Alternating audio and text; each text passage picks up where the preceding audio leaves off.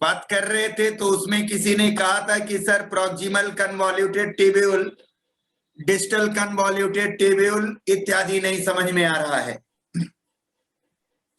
समझने की कोशिश करें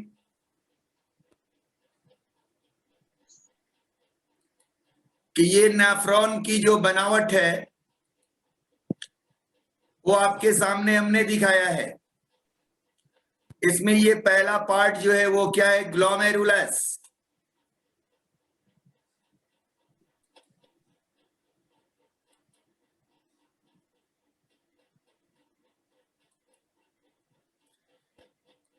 ये पोर्शन ग्लोमेरुलस का है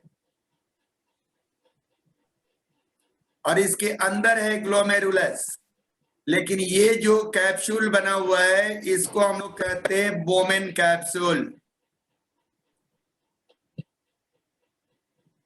अब ये बोमेन कैप्सूल जब आगे की ओर चल रहा है, ये जो ट्यूब बना रहा है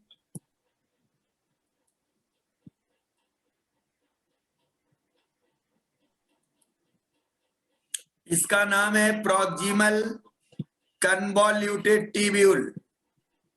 प्रॉक्सिमल कन्वॉल्यूटेड ट्यूब्यूल याद रखेंगे, प्रॉक्सिमल कन्वॉल्यूटेड ट्यूब्यूल। इससे आगे जब ये बढ़ रहे हैं तो इसका नाम है डिसेंडिंग लिम्ब। नीचे की ओर आ रहा है इसलिए इसका नाम हुआ डिसेंडिंग लिम्ब।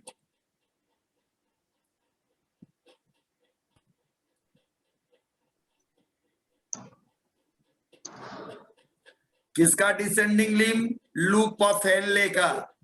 ये यू ट्यूब है, यू आकार की जो ट्यूब बनी है इसका नाम है लूप ऑफ हेनले। जब ये ऊपर की ओर जा रहा है यहां से तो इसका नाम है ascending limb of Henle, ascending loop of Henley. तो ये एसेंडिंग हो गया, ये डिसेंडिंग हो गया और ये यू लूप हो गया, लूप ऑफ हेनले। अब फिर कन्वॉल्यूटेड ट्यूब्यूल है यहाँ, इसका नाम क्या है? DCT, distal कन्वॉल्यूटेड tubule, DCT. यानी ग्लोमेरुलस के नजदीक वाले पोर्शन का नाम पीसीटी और ग्लोमेरुलस के दूर वाले का नाम डीसीटी। और पीसीटी से निकलता हुआ भाग का नाम descending loop of Henley. Descending loop of Henley के नीचे loop of Henley, loop of Henley से ऊपर की ओर निकलता हुआ एसेंडिंग लूप ऑफ हेनले और एसेंडिंग लूप ऑफ हेनले से आगे बढ़ता हुआ डिस्टल ट्यूब्यूल। और डिस्टल ट्यूब्यूल आगे कहां मिल रहा है? कलेक्टिंग डक्ट में। अब ये बात सबको समझ में आ गई? Yes sir. चले अब आइए यूरिन फॉर्मेशन पर दोबारा। यूरिन फॉर्मेशन, क्योंकि एक्सक्रीटरी सिस्टम का महत्वपूर्ण काम क्या है? Urine formation and water balance. तो यूरिन फॉर्मेशन के लिए हमने बताया कि ये ब्लड जो आ रहा है यहाँ, तो पहला काम यहाँ क्या हो रहा? फिल्टरेशन। तो ये क्या? Glomerular filtration. और दूसरा काम क्या हो रहा है?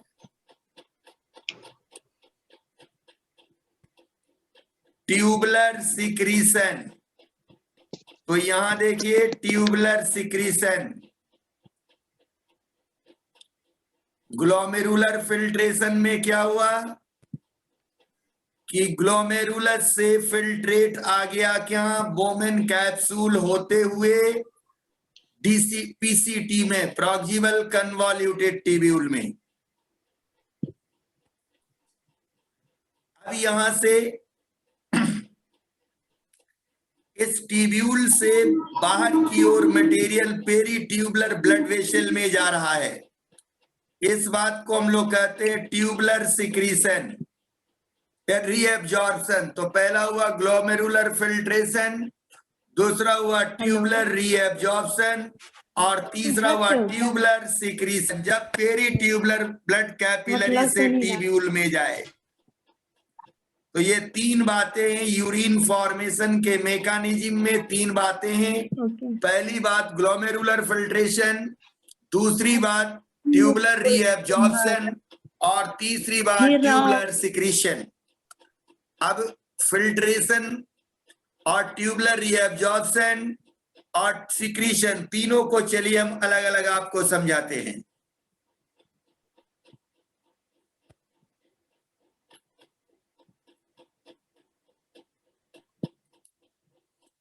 आप यहां देख रहे हैं या ये ग्लोमेरुलस की कैपिलरी है, ध्यान दें, ये ग्लोमेरुलस की कैपिलरी है और ये पेरी ट्यूबुलर कैपिलरी है। इधर से इसका नाम है एफरेंट आर्टरियोल, जिधर से ब्लड आएगा और इधर से ब्लड जाएगा, तो ये इफरेंट आर्टरियोल। अब ग्लोमेरुलर कैपिलरी से देखिए फिल्ट्रेशन हो रहा है, कहां? बोमेन कैप्सूल में। अब यहां फिल्ट्रेशन के लिए 3 लेयर की आवश्यकता है। ये ग्लोमेरुलर कैपिलरी के इंडोथीलियल सेल और बोमेन कैप्सूल का इपिथीलियम, और दोनों के बीच में बेसमेंट मेम्ब्रेन। यहां 3 लेयर से यह काम होता है। यहां फिल्ट्रेशन, पहला क्या होता है? तो ब्लड कैपिलरी का इंडोथीलियम, उससे पास करना है, फिर बेसमेंट मेम्ब्रेन है, और बोमेन कैप्सूल का एपिथीलियम है। यहां से डिफ्यूजन के द्वारा पास करेगा प्रेशर। यहाँ पर स्पेशल प्रकार के एक सेल होते हैं जिसे पोडोसाइट कहते हैं, और पोडोसाइट के वजह से उनके बीच में फिल्ट्रेशन स्लीट बनता है, और उसी फिल्ट्रेशन स्लीट के द्वारा ये फिल्टर्ड होता है। और ये क्या? पार्शियल प्रेशर, यहाँ जो डिफ्यूजन होता है वो पार्शियल प्रेशर पर आधारित है। जिस प्रकार आपने लंग्स में देखा था, तो वहां गैस था, यहाँ लिक्विड है, और पोडोसाइट के फिल्ट्रेशन स्लीट से फिल्टर होता है। 1 मिनट में जितना फिल्ट्रेट निकलता है उसे GFR कहते हैं, ग्लोमेरुलर फिल्ट्रेशन रेट, 120 ml पर मिनट। दूसरा प्रक्रिया है रीएब्जॉर्प्शन। रीएब्जॉर्प्शन में क्या है कि इस ट्यूब से मटेरियल किधर जा रहा है? इस ट्यूब से फिल्ट्रेट से मटेरियल फिर ब्लड में चला जा रहा है, तो इसे हम लोग क्या कहते हैं? रीएब्जॉर्प्शन। और अगर ब्लड से पुनः मटेरियल कहां आए? ट्यूब में आए, तो इसे कहते हैं क्या? Excretion, secretion. तो इस प्रकार आपने देखा फिल्ट्रेशन, रीएब्जॉर्प्शन, सिक्रीशन, ये 3 प्रोसेस है जिसके द्वारा यूरिन का फॉर्मेशन होता है और एक्सक्रीशन।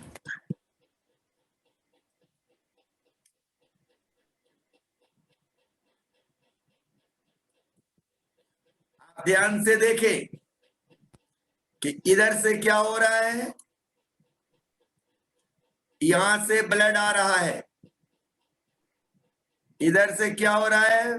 ब्लड जा रहा है, और इसमें से ये क्या हो रहा है? फिल्ट्रेट निकलकर बोमेन कैप्सूल होते हुए उसके ट्यूब में जा रहा है।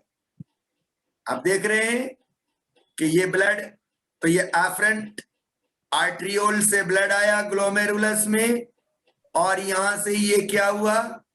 पुनः निकल गया बाहर की ओर, और यहां से ये फिल्टर हुआ। तो यहां देखिए एक लेयर ये है ग्लोमेरुलस का, तो इसको इंडोथीलियम कहेंगे, और ये क्या है? बोमेन कैप्सूल का इपिथीलियम, और दोनों के बीच में क्या होगा? Basement membrane. तो ये 3 लेयर से फिल्ट्रेशन होता है, और यही बना हुआ है पोडोसाइट। पोडोसाइट निर्माण करता है फिल्ट्रेशन स्लीट का। मैं समझता हूं कि अब आपको बातें काफी क्लियर हो रही होंगी। आइए फिल्ट्रेशन से आगे बढ़ते हैं।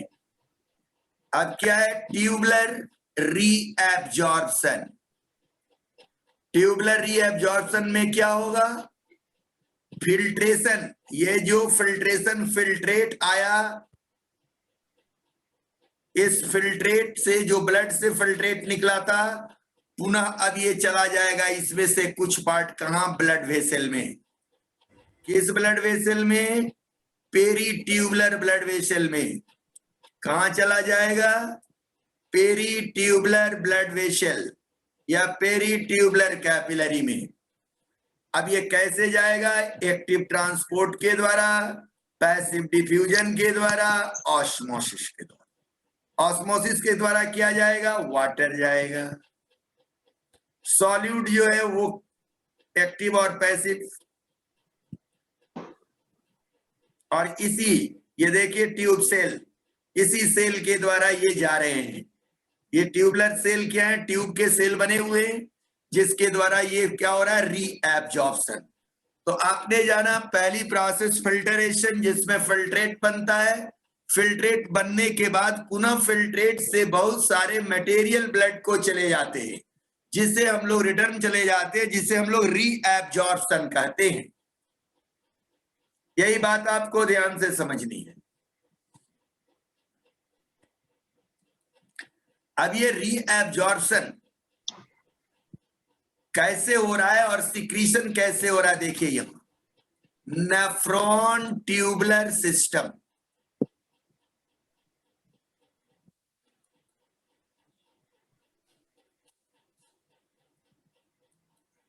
यहां आप देख रहे हैं प्रॉक्सिमल ट्यूब्यूल। ये क्या है आपका? एफरेंट और इफरेंट ग्लोमेरुलस। अब ग्लोमेरुलस से जो फिल्ट्रेट निकला, यह फिल्ट्रेट देखिए यहां से बाहर की ओर निकल रहा है। NaCl, H2O, nutrient K+। तो जब इस ट्यूब से ये बाहर निकलेगा तो कहां जाएगा? ब्लड वेसल में जाएगा। तो इसका नाम क्या होगा? रीएब्जॉर्प्शन।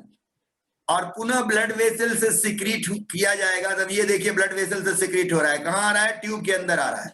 तो इसका नाम क्या होगा? सिक्रीशन। जब ट्यूब में आए ब्लड वेसल से तो सिक्रीशन, और ट्यूब से ब्लड वेसल में जाए तो नाम क्या होगा? रीएब्जॉर्प्शन। क्या नाम होगा? रीएब्जॉर्प्शन। तो ये रीएब्जॉर्प्शन का काम आपने कहां देखा? प्रॉक्सिमल ट्यूब्यूल में, PCT में। अब प्रॉक्सिमल ट्यूब्यूल से ये क्या है? Descending limb.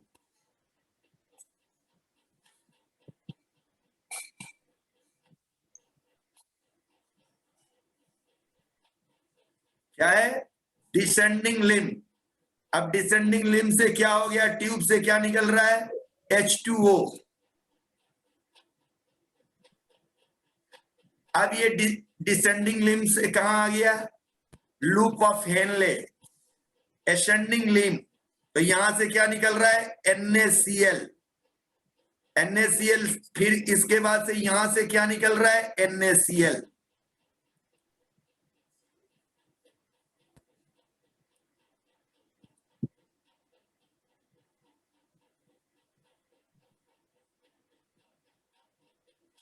अब कहां आ गए? DCT, distal convoluted tubule.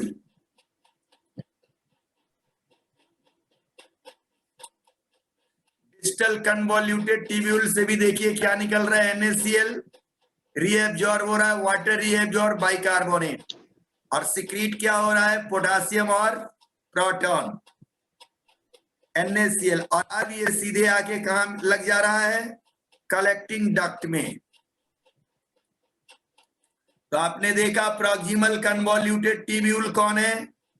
Descending loop of Henley कौन है? एसेंडिंग लूप ऑफ हेनले कौन है? डिस्टल कन्वोल्यूटेड ट्यूब्यूल कौन है? कलेक्टिंग डक्ट क्या है?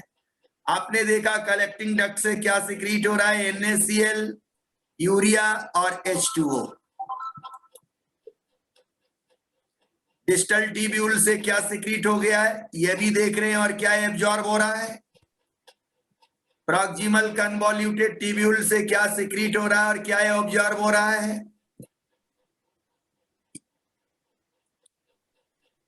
डिसेंडिंग लिम्ब ऑफ हेनले, यहां देख रहे हैं वाटर को। आप यहां ध्यान दे लेंगे कि वाटर का रीएब्जॉर्प्शन प्रॉक्सिमल कन्वॉल्यूटेड ट्यूब्यूल से भी होता है, डिस्टल कन्वॉल्यूटेड ट्यूब्यूल से होता है, और डिसेंडिंग लिम्ब ऑफ हेनले से भी होता है, और कलेक्टिंग डक्ट से भी होता है। आगे इसकी जरूरत पड़ेगी। फिर NaCl का रीएब्जॉर्प्शन, असेंडिंग लिम्ब और कलेक्टिंग ट्यूब्यूल। तो इस प्रकार आपने देखा रीएब्जॉर्प्शन और सिक्रीशन कि तो 3 प्रोसेस आपने जाना, फिल्टरेशन, दूसरा क्या है रीएब्जॉर्प्शन, और तीसरा सिक्रीशन। ये तीनों प्रोसेस से यूरिन का निर्माण होता है। अब आइए काउंटर करंट मैकेनिज्म क्या है और यूरिन कंसंट्रेशन की मैकेनिज्म क्या है, यह देखिए।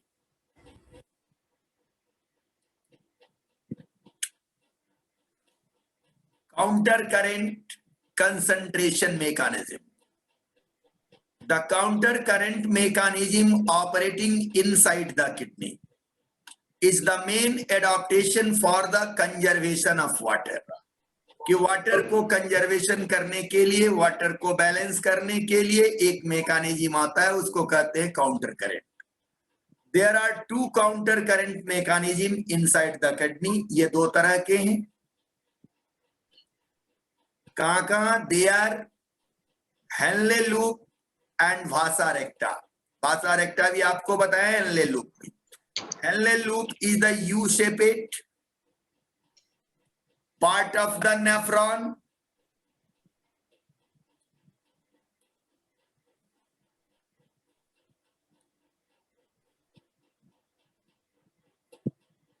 blood flow in the 2 limb of the tube in opposite direction and give rise the counter current.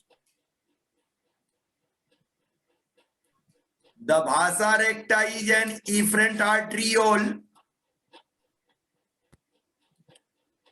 which form a capillary network around the tubule inside the renal medulla. It run parallel to the Henle loop. Henle loop के parallel ये run करता है और यह भी you shaped होता है। Blood flow in opposite direction inside the 2 limb of vasa recta. As a result, blood entering in the renal medulla in the descending limb come to close contact with the outgoing blood in the ascending limb. बातें हमारी नहीं समझ पाए तो समझिए, ये इस तरह से ट्यूब बना हुआ है। इस ट्यूब में ब्लड जा रहा है और इस ट्यूब में फ्लूइड फिल्ट्रेट जा रहा है।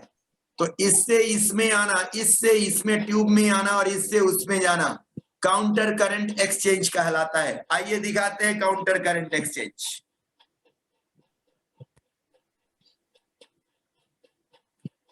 ये देखिए,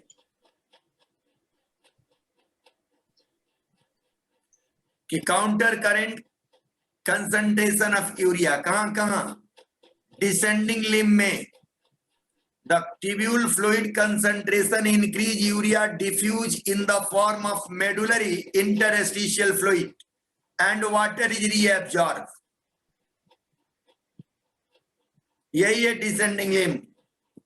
और देखिए वाटर रीअब्सॉर्ब हो रहा है। Ascending limb, no transport of urea and water. ये असेंडिंग लिम्ब, तो इस दोनों के बीच काउंटर करंट होगा। अगर ब्लड वेसल बनेगा तो distal tubule cortical and outer medullary collecting, no transport of urea, water reabsorption, raise urea concentration to high level. यहां की बात, इनर मेडुलरी कलेक्टिंग ट्यूब्यूल यहां,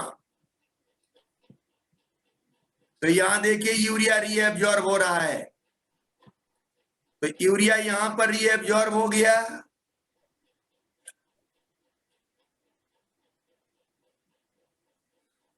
और यहां हुआ रीएब्जॉर्ब। ये दोनों बात डिसेंडिंग लिम्ब में और इनर मेडुलरी कलेक्टिंग लिम्ब में। सारे लोग ध्यान से बात को समझेंगे, जहां दिक्कत होगा ऑब्जेक्शन करेंगे, हमको पहले पढ़ लेंगे, फिर मैं इसको बात को आगे बढ़ाऊंगा, समझाऊंगा। अब कहता है कि काउंटर करंट मैकेनिज्म या यूरिन कंसंट्रेशन को कौन कौन फैक्टर अफेक्ट करते हैं। पहला है ADH, anti diuretic hormone, cause increase the permeability of PCT and collecting tubule and CD, convoluted tubule. It also increase permeability of CD to urea. तो ADH पहला काम किसका है, ADH, इस पर फिर चर्चा करेंगे। दूसरा, length of loop of Henle, longer loop of Henle, greater counter current multiplication, जितना लंबा लूप ऑफ हेनले होगा उतना लंबा वेसा रेक्टी होगा और उतना ज्यादा काउंटर करंट होगा। और मोर यूरिन कंसंट्रेशन, इसीलिए लूप ऑफ हेनले की लंबाई ज्यादा होती है किनमें, जो जानवर जीरो डेजर्ट एरिया में रहते हैं, जैसे कैमल, कंगारू, रैट, क्योंकि वो वाटर को ज्यादा रीएब्जॉर्ब कर लेंगे, यूरिन को बहुत ज्यादा कंसंट्रेट कर देंगे। The newborn baby having shorter loop of Henle can not concentrate as same the adult. छोटे बच्चों में लूप ऑफ हेनले छोटा होता है, इसलिए वे बेबी यूरिन को ज्यादा कंसंट्रेट नहीं कर सकते, वाटर को ज्यादा रीएब्जॉर्ब नहीं कर सकते। तो यहां याद रखेंगे दो फैक्टर, एडीएच हार्मोन और length of loop of Henley, जिस पर फिर हम लोग रेगुलेशन ऑफ किडनी में बात करेंगे। वाटर बैलेंस सबका सारांश है कि यूरिन बनाने में, यूरिन को बनाने के लिए आपके 3 प्रोसेस है जो आप जानते हैं, filtration, reabsorption and secretion. But how can maintain the water balance? That is called the osmoregulation. So along with the excretion, osmoregulation and water balance is a very important phenomena in the case of animal. That's why we are going to also discuss the water balance. The concentration and volume of the urine, the concentration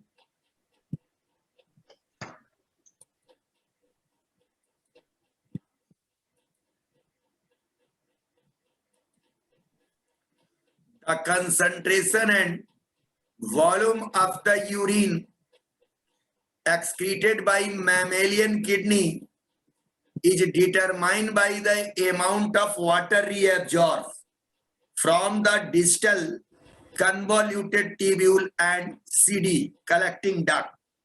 हमेशा बार बार याद रखना होगा, distal convoluted tubule and collecting duct.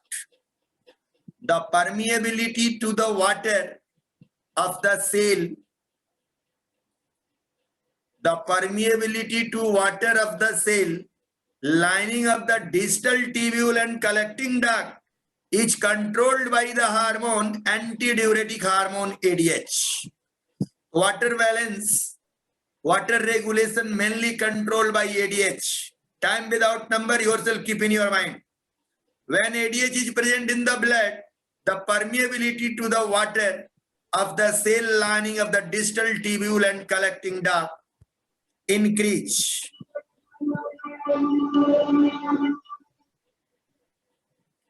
कि जब ADH present रहेगा तो क्या होगा, डिस्टल ट्यूब्यूल और कलेक्टिंग डक्ट से वाटर की परमिएबिलिटी इंक्रीज होगी. Water can therefore be reabsorb from the urine and a small volume concentrated urine is produced. यही कारण है कि जाड़े के दिन में आदमी पानी कम पीता है, यूरिन डिस्चार्ज ज्यादा करता है, और गर्मी के दिन में आदमी पानी ज्यादा पीता है, यूरिन कम डिस्चार्ज करता है. इस बात को कभी दिमाग से सोचेंगे और तब आपको एंटी ड्यूरेटिक हार्मोन्स के बारे में बात पता चलेगी.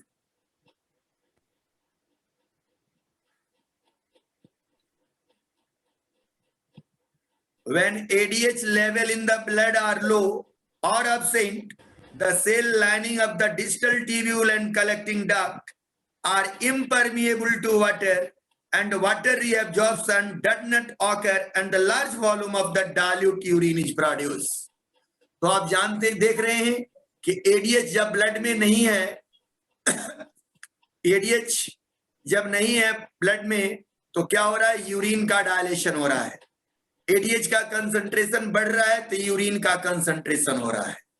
क्लियर? ऐसा नहीं, इसीलिए बोले कि बार बार ध्यान देंगे कि जाड़े के दिन में आदमी पानी कम पीता है, यूरिन ज्यादा अवॉइड करता है. यह बात एडीएच से जोड़ के देखें. गर्मी के दिन में आदमी पानी ज्यादा पीता है,